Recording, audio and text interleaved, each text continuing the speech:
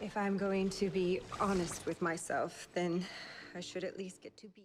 These days, when we say Elastigirl, most people tend to think of Mrs. Incredible, the role model mother and superhero from The Incredibles, whose form-fitting red suit has been the subject of countless memes. But before that movie came out, Elastigirl used to be associated with an entirely different character, albeit she was no less fiery or independent than her Pixar counterpart. Hollywood starlet and Olympic gold medalist Rita Farr was shooting a film when she got affected by strange chemical vapors that transformed her physiology on a molecular level. She suddenly gained the power to expand and contract her body by massive proportions, and because of her newfound flexibility, she was renamed Elastigirl. In the early days of the Doom Patrol, and we mean the early days, she was the heart of the squad in more ways than one. And given the importance that HBO Max's Doom Patrol series has placed on her character, we thought it was only fair that we dive into her comic book origin story. So, without further ado, this is Elastigirl's origins explored. Before we go into our explanation, we have a very small request. If you like our content, please support us by subscribing to our channel. This is a small click for you, but for us, it means an awful lot. Thank you. Let's begin.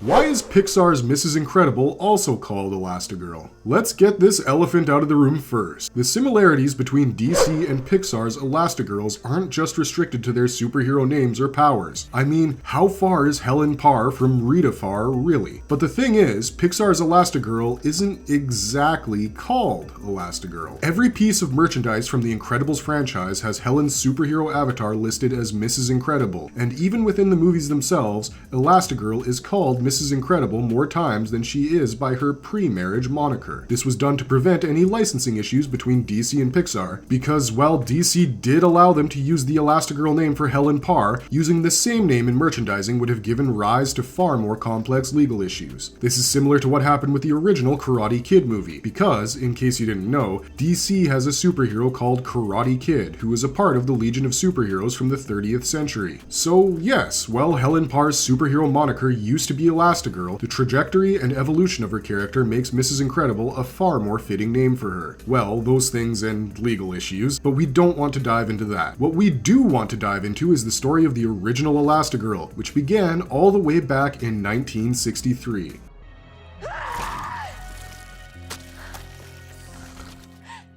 She is the beauty and the brawn of this team, Elastigirl in the OG Doom Patrol. When Arnold Drake came up with the concept of the Doom Patrol, he was 2/3 of the way through with his story, but needed another character to round it out. That character would end up being the Negative Man, whom he created alongside Bob Haney, which means that Elastigirl was a part of the original lineup of the Doom Patrol, and we mean in like the early draft stages. She's introduced with the rest of the gang in My Greatest Adventure number 80, which opens up in the now iconic Doom Manor, the most badass interpretation of the Little House by far. Rita Farr was a Hollywood actress and an Olympic gold medal winning swimmer who had a rather famous career back when movies were still called pictures. In fact, it is revealed in JLA Year 1 that Martian Manhunter was quite the fan of her chiller pictures, aka slasher flicks, which means that Rita was a Scream Queen prototype. Don't believe us? Her Hollywood Walk of Fame star would like to have a word with you. And Scream Queens recognize Scream Queens because after expressing her delight at having her work recognized by Jean Johns, she highly approved of the work done by Sigourney Weaver in Aliens, which is as close to a slasher flick that a sci-fi film can get. But that all happens after she has embraced her identity as someone who can do some good for the world. Why was she standing in the shadowy hall of a silhouetted man who had gathered her and 2 other quitters and outcasts for a clandestine meeting? She wonders the same thing out loud, because this kook was going on about grand adventures and fighting evil, where she was struggling with getting through her day normally. Rita says she should never have come here, and a man called Larry Trainer accuses their mysterious gatherer of not knowing anything of their life experiences. That is when the Chief reveals himself and the fact that he has a handicap too. He is wheelchair bound. Rita lets out a gasp when she sees this, but the Chief continues to ramble on about adventures and shines a spotlight on her face. She wants to leave, wants nothing to do with him, but he bids her to wait and hear him out. He says that behind her beautiful face lies a disastrous inner turmoil, and we see just what he means by that. A flashback reveals that while she was shooting one of her most famous famous chillers in Africa, she met with an accident that would end up changing her life. Rita Farr was a woman who wanted to make her name in an industry filled with men, and her Olympic gold medal wasn't a fluke she got off of a dog paddling contest. She earned it with her prowess at swimming. She was used to doing her own stunts in her films, and that wasn't going to change for this one, especially when they had a swim chase scene in it. Rita insisted that she be allowed to film the take with a real crocodile, because she believed realism made for the best viewing experiences. But her skills at swimming were useless in front of the current of the aquatic location they were shooting in. The crocodile started gaining on her quickly, and in a last-ditch effort to save herself, Rita decided to take a literal leap of faith and gave herself to the current, going down a massive waterfall. When she resurfaced and made it out, she was covered by mysterious vapors coming out of the very ground. And by the time her crew found her, Rita wasn't the same person anymore. For days, she remained ill and unconscious, with the entire film crew worried not just for the production's health, but hers as well. Yet it was clear that nothing they could do would help her, for when Rita Farr woke up, she was a giant. The next moment, she shrank into Thumbelina. It went on like that for days, and though her face itself remained as pretty as ever, the fact that she had no control over her size made every studio shun her. Rita turned into a recluse and used her time to learn how to gain control over this unwanted elasticity her body size had decided to display, and it was during that hermitage that she was contacted by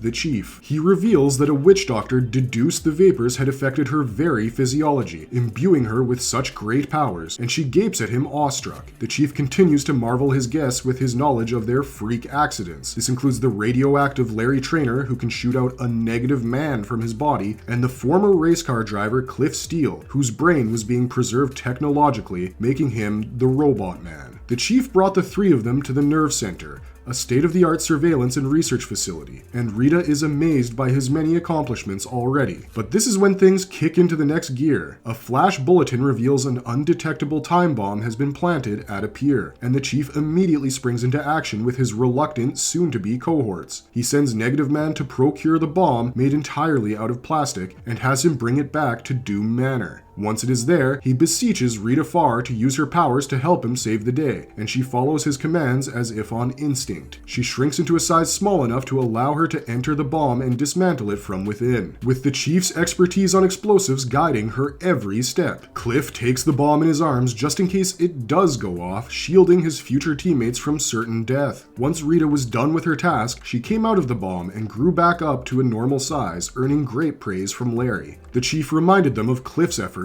and after a round of congratulating and reaffirming one another's identities as outcasts brought together by a genius, they come together to form the Doom Patrol. The same issue also sets up one of the Doom Patrol's arch enemies in the form of General Immortus, who is a part of the second story of the same issue. In that story, the Chief sends out the Doom Patrol for their first official mission, and you can tell it's the early days, because Negative Man and Elastigirl are still wearing green uniforms. The band of misfits manage to reach their destination, an abandoned spaceship that the Chief had located from the Nerve Center, but are nearly stopped in their tracks by the nefarious General Immortus. Once again, the nifty malleability of the Doom Patrol is put on full display as the three team members incapacitate Immortus's men with a little help from the Chief. Rita plays an especially important role as the group's resident muscle and disabler. Her ability to shrink proves crucial when the General incapacitates Robot Man and Negative Man, and she manages to shut off the device he was using without his knowledge. In the final showdown between the Doom Patrol and General Immortus, the three manage to just escape the spaceship, which is now headed towards the stars once again, while their enemy remains trapped within. The ship then explodes, seemingly killing Immortus, but this is a comic book and you should know better by now. But what this issue also manages to set up is the main romantic angle of the series, because Larry Trainer starts displaying obvious signs of affection towards Rita Farr at the end of the issue, and this trend continues throughout their adventures. Doom Patrol was still finding its feet when it came to branding, because Rita Farr and Cliff Steele's characters were called Elastowoman and Automaton by the in-universe journalists, and none of them wore the iconic red and white uniforms yet. But the basic roles of the team members were set in stone, and Elastigirl was the heart of the entire operation. At the time Doom Patrol came out, it wasn't common for female characters to be as assertive and independent as they have become today. Even Sue Storm was given certain stereotypical storylines in her early years as part of Marvel's first family, the Fantastic Four. But Elastigirl was different in that she was Ben Grimm with the powers of Reed Richards and the hot temper of Johnny Storm. Negative Negative Man and Robot Man's restrictions meant that Elastigirl had to do all the heavy lifting in the team, quite literally, and that was evident in the next issue where she chucked a torpedo at a sea monster the size of the Empire State Building. Sure, that monster turned out to be an illusion set up by Dr. Janus, but you get what we mean. Bruisers were typically men, and that isn't the only trope that Elastigirl bucked with her free spirit. Rita Farr was an assertive woman who did not appreciate being left out of the action or being treated like an object, and she would let you know that with no hesitation. The former was made abundantly clear in My Greatest Adventure issue 85, which was also the last issue to carry that title.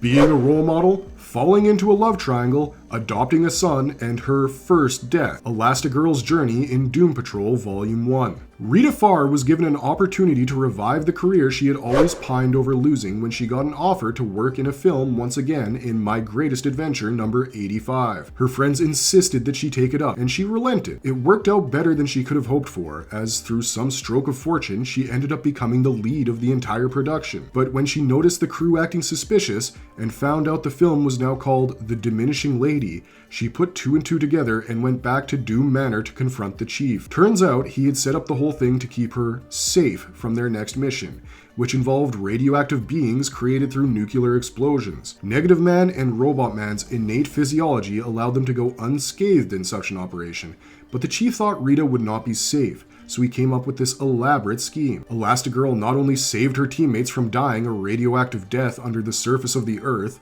she proved to the chief that she could handle herself just fine, and ended the issue by warning him not to underestimate her again. Being on the front lines of the action and the front pages of the papers, it was only a matter of time before someone other than Larry came clamoring for Rita's hand. But before that, she was going to make sure everyone understood that she was a woman who made her own decisions. In Doom Patrol issue 89, the same issue where Rita started wearing her iconic red and white uniform designed by herself, we get the only standalone Elastigirl Doom Patrol story, and boy is it a corker. Titled The Private War of Elastigirl, it tells you all you need to know about Rita Farr as a person. After finding fame and fortune once again as part of the Doom Patrol, Rita decides to use her money for good and attaches herself to a charity service called Kidstown. Kidstown helps orphaned kids from the Korean War find a new home in the United States, and Rita once helped a man named Kim Lu find a new father in the form of a GI, though she now wonders how both of them might be doing. That's when she gets a call from Kidstown telling her that Kim is severely ill,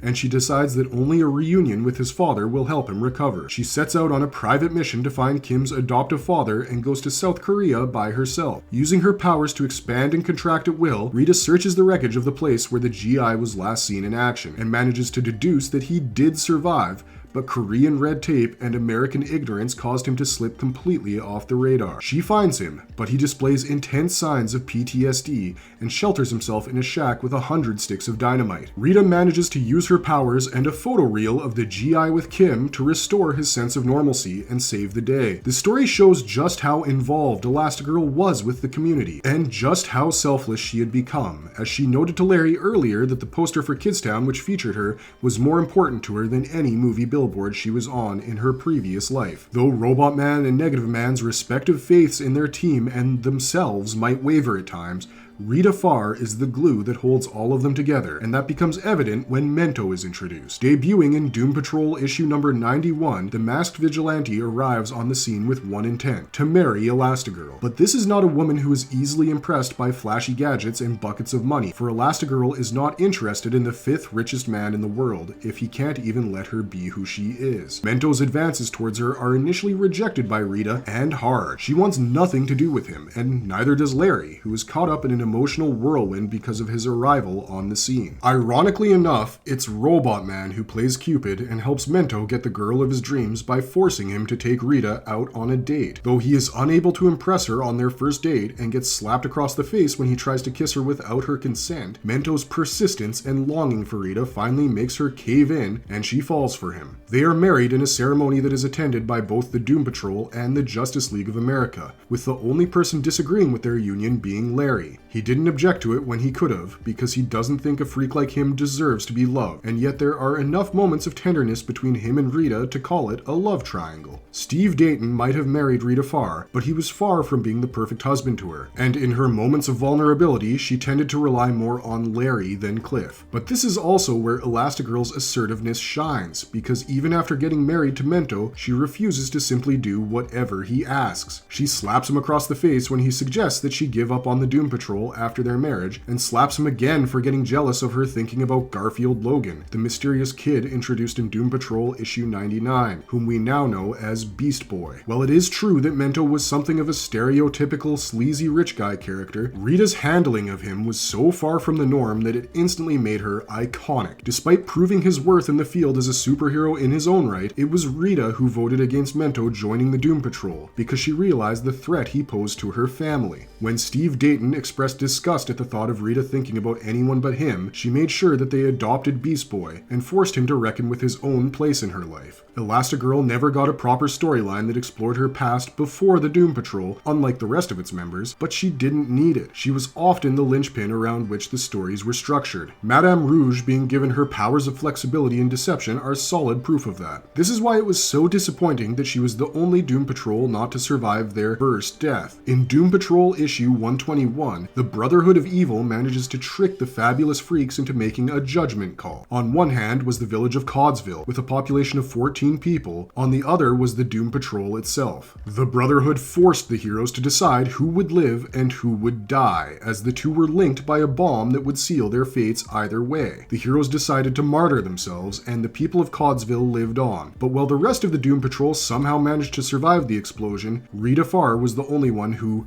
remained dead. Out of the gizmo. Into the doodad.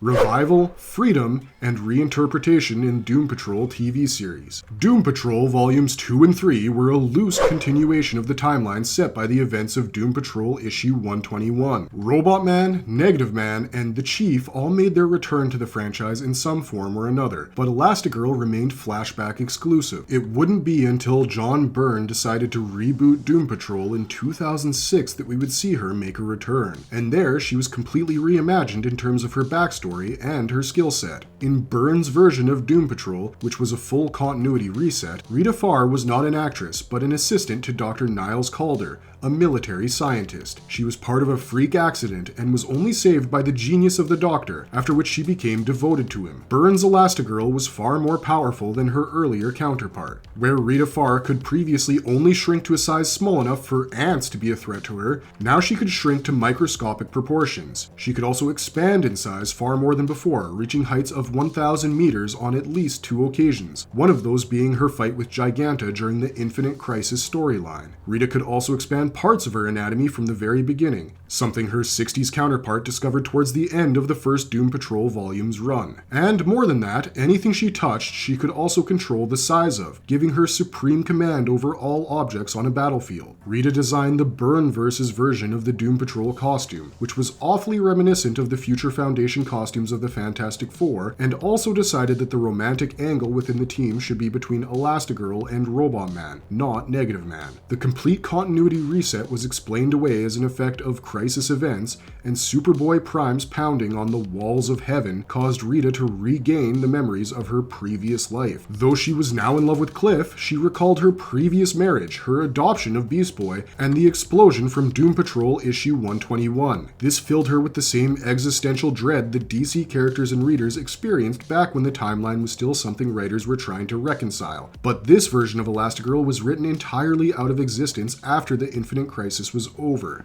The next and current iteration of the Doom Patrol saw the story of the Fabulous Freaks pick up right after the explosion that seemingly killed off all of them. This was a good decision too, because in the first issue of John Byrne's Doom Patrol, Batman expressed trust and faith in Dr. Niles Calder, which is something none of us can imagine knowing what we know now. Turns out, the explosion caused Rita's already mutating body to blow into pieces that the Chief spent years collecting in hopes of reviving Rita. He used a piece of her salvaged skull to create a clone of her, but this also created a massive functional issue for Elastigirl. Because Niles' clone was created entirely out of fragments of her mutated body, Rita's new physical form was entirely elastic, and she could no longer maintain her body if she wasn't paying attention to that task, turning into a puddle of goo whenever she slept. She was also seemingly installed with an undying sense of loyalty towards the Chief, because Elastigirl was the last person to realize that he was the source of all of her misery. When the Doom Patrol discovered that all of their accidents were actually engineered by Niles Caulder himself, they turned their backs on him, and turned them hard. In the third issue of Doom Patrol, Volume 5, Rita finally dissolved her toxic marriage with Mento by confronting the stalker that delved within the depths of her mind. But it was the same ex-husband of hers who gave her the salvation she needed to break free of her servitude to the Chief. Mento was the man who stepped up to Niles Caulder in the wake of his deception and assumed leadership of the Doom Patrol, warning the former Chief that he would lose his intellect to the Mento mask if he tried something similar the next time. Rita, finally out of his mental stranglehold on her, sides with Mento despite their differences and looks forward to the future. With Beast Boy taking leadership of the new Doom Patrol, she decides to join the JLA and takes up a codename that first appeared as Miss Prince all the way back in 1963, Elastawoman. It is an amalgamation of all these different iterations of Rita Farr's character that we get to experience in HBO Max's Doom Patrol TV series. Live-action Rita Farr's chemical accident leaves her with the consequences of Doom Patrol Volume 5 in a Doom Patrol Volume 1 setting.